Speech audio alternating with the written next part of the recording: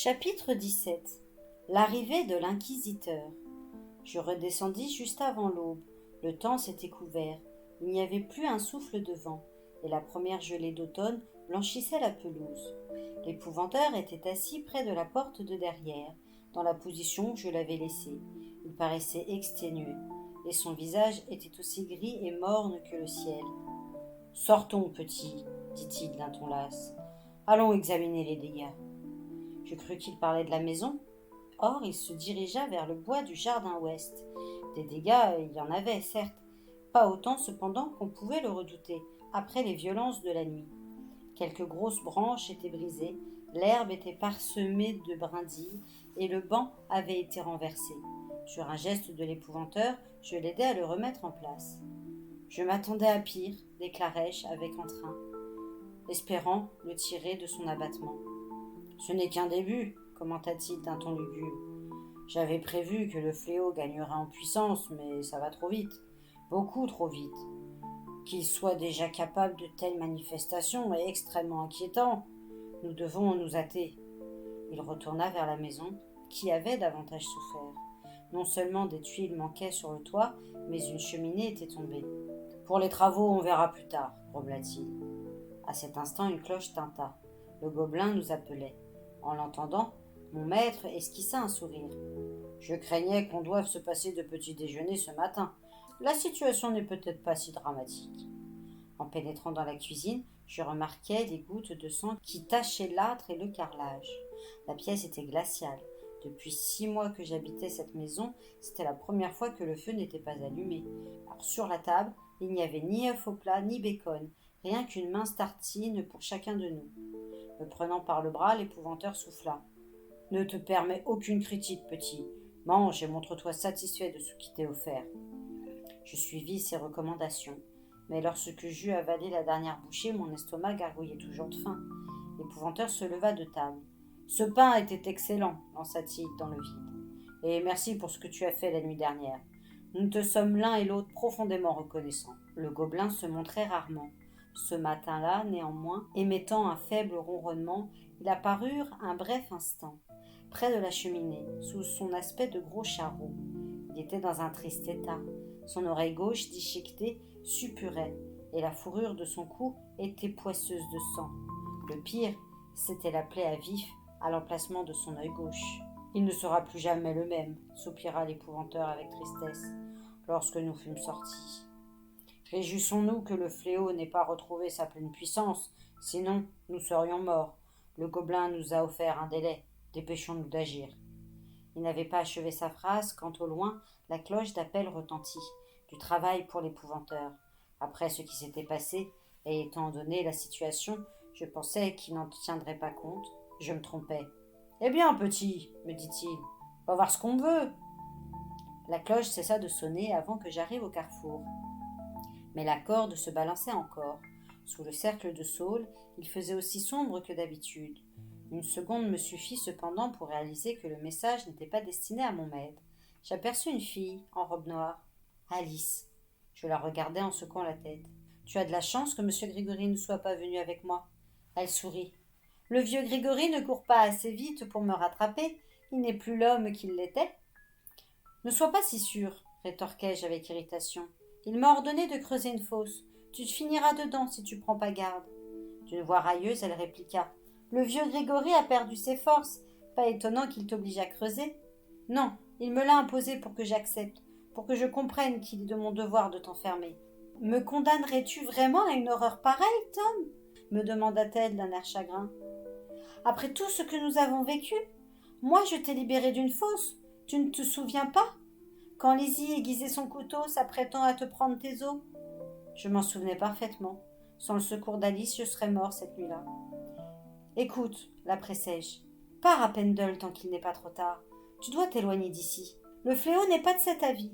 Il exige que je reste un moment dans les environs. »« Cette chose » lâchai-je avec mépris. « Non, Tom, ce n'est pas une chose. Il y a de l'humain en lui.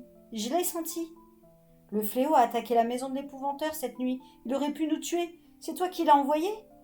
Avec fermeté, elle fit signe que non. « Ce n'est pas de ma faute, Tom, je te le jure. Nous avons parlé, c'est tout. Il m'a confié des secrets. » Je croyais que tu ne voulais plus avoir aucune relation avec lui, m'écriai-je horrifiée. J'ai lutté, Tom, j'ai vraiment lutté.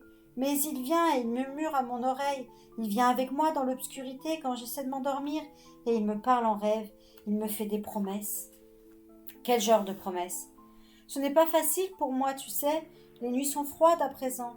Le temps se gâte. Le fléau me promet une maison avec une grande cheminée et une réserve pleine de bois et de charbon.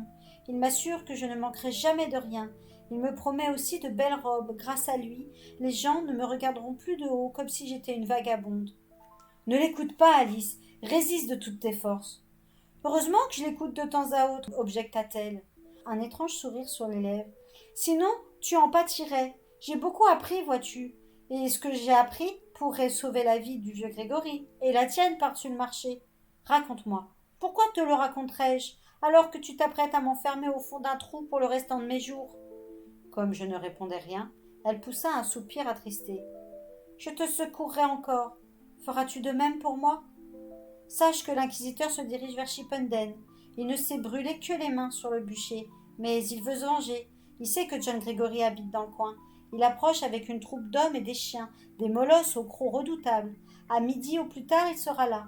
Fais savoir à ton maître que je t'ai averti, même si je ne compte pas sur sa reconnaissance. J'y vais. Je remontai la pente au pas de course, prenant soudain conscience que j'avais quitté Alice sans un merci. Mais pouvais-je la remercier de pactiser avec l'obscur pour nous venir en aide? L'épouvanteur m'attendait derrière la porte. Reprends ton souffle, petit. Je lis sur ton visage que tu apportes de très mauvaises nouvelles. L'inquisiteur arrive, lâchai-je. Il a découvert que nous habitions près de Chippenden. Qui te l'a dit? Alice, il sera là vers midi. Le fléau lui a. Eh bien, nous ferions mieux de filer, m'interrompit-il.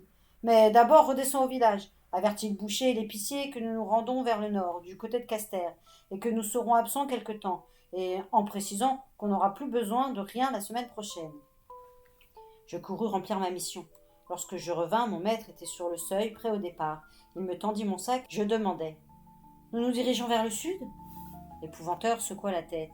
Non, petit. Nous prenons bien la route du nord, comme je te l'ai dit. Il nous faut rejoindre Eysham. Espérons que nous aurons la chance de nous entretenir avec le fantôme de Maz. Tout le monde sait où nous allons? Pourquoi ne pas avoir prétendu? Parce que je présume que l'inquisiteur fera halte au village. Apprenant où nous allons, il bifurquera directement vers le nord, et ses chiens flaireront notre piste. Il faut absolument l'éloigner de la maison. Ma bibliothèque contient des ouvrages irremplaçables. Si l'inquisiteur montait ici, ses hommes la saccageraient et y mettraient peut-être le feu. Je ne veux pas courir ce risque. Comment entrerait-il sans être mis en pièces par le gobelin? Ne garde-t-il pas la maison et les jardins? Serait-il trop affaibli? L'épouvanteur fixa le bout de ses bottes en soupirant. Non, il a encore assez de force pour affronter l'inquisiteur et ses sbires. Mais je refuse d'avoir des morts inutiles sur la conscience. Et même si le gobelin en tuait un bon nombre, les autres réussiraient à lui échapper. Ceux-là disposeraient alors de meilleures preuves contre moi pour m'envoyer au bûcher. Il reviendrait avec une armée. Ça n'en finirait pas. Je n'aurai plus un moment de paix jusqu'à la fin de mes jours. Je serai contraint de m'exiler loin du comté. Ne vont-ils pas nous rattraper, de toute façon? Non, petit, pas si nous choisissons les sentiers escarpés de la montagne. Ils ne pourront pas y passer avec leurs chevaux, et nous aurons quelques heures d'avance, contrairement à eux. Je connais le pays à fond. Partons à présent, nous avons perdu assez de temps. L'épouvanteur se mit en route d'un pas rapide. Je le suivis de mon mieux, portant son sac lourdement chargé, en plus du mien. L'inquisiteur ne va-t-il pas envoyer une avant-garde à Castel pour nous y attendre? Demandai-je. Il le fera certainement, mais nous n'entrerons pas dans la ville. Nous la contournerons et obliquerons vers le sud-ouest, afin de nous rendre à Eysham. Méfions-nous surtout du fléau, et n'oublions pas que les heures nous sont comptées. Notre dernière chance repose sur la rencontre avec le fantôme de Maz. Et après, où irons-nous? Pourrons-nous revenir un jour? Je ne vois pas pourquoi nous ne pourrions pas. Nous finirons par nous débarrasser de l'inquisiteur. Il y a moyen de le faire. Oh, il ne lâchera pas prise et nous donnera du fil à retordre, c'est certain. Toutefois, d'ici peu, il repartira vers le sud, préférant passer l'hiver au chaud. Je hochai la tête, peu convaincu. Bien des failles m'apparaissaient dans le plan de l'épouvanteur. S'il était parti d'un bon pas, il n'avait pas recouvré toute son énergie, et franchir les montagnes allait être éprouvant. Nous risquions d'être rattrapés avant d'avoir atteint notre but. De plus, les hommes de l'inquisiteur chercheraient peut-être la maison et y mettraient le feu par dépit, surtout s'ils perdaient notre trace. Et l'an prochain, la situation serait inchangée. L'inquisiteur remonterait vers le nord. Il n'était pas homme à abandonner si facilement. Je ne voyais pas comment notre vie pourrait revenir à la normale. Une autre pensée me frappa soudain. Et s'il me capturait? L'inquisiteur usait de la torture pour extorquer des aveux. S'il m'obligeait à lui dire où vivait ma famille. Il confisquait ou brûlait les maisons des gens qu'il accusait de sorcellerie. J'imaginais papa, Jack, Ellie et le bébé chassés de leur foyer. Et quel sort réserverait-il à maman, elle qui ne supportait pas le soleil, qui accouchait les femmes dans le cas difficile et possédait une collection d'herbes servant à préparer des potions? Ma mère serait un grand danger. Je ne confiais pas mes inquiétudes à l'épouvanteur. Je savais qu'il était lassé de mes sempiternelles questions. Nous fûmes à mi-pente de la montagne en moins d'une heure.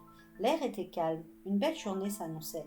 Si j'avais pu ôter de l'esprit la raison qui nous conduisait ici, j'aurais apprécié la randonnée, car c'était un temps idéal pour marcher. Des courlis et des lièvres étaient notre seule compagnie. À l'horizon, la mer étincelait au soleil. Au début, l'épouvanteur avait avancé en tête, à grande foulée énergique. Mais bien avant midi, il avait ralenti l'allure.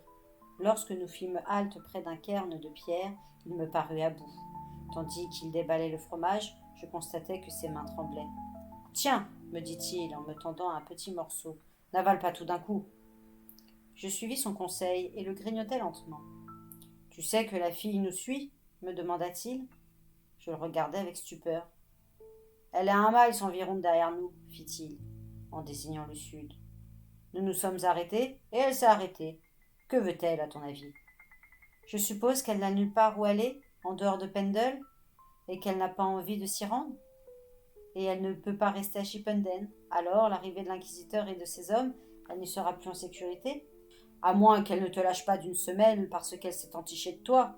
Je regrette de ne pas avoir eu le temps de régler son cas avant de partir. À cause d'elle, le Féléo n'est pas loin. À l'heure qu'il est, il se cache quelque part sous terre, mais dès qu'il fera noir, elle l'attirera comme la flamme d'une chandelle attire un papillon, et il hantera les parages. Si elle lui offre de nouveau un peu de son sang, il commencera à voir par ses yeux. Sa soif assouvie, il se revêtira d'os et de chair. Les manifestations de la nuit dernière n'étaient qu'un avant-goût de son pouvoir.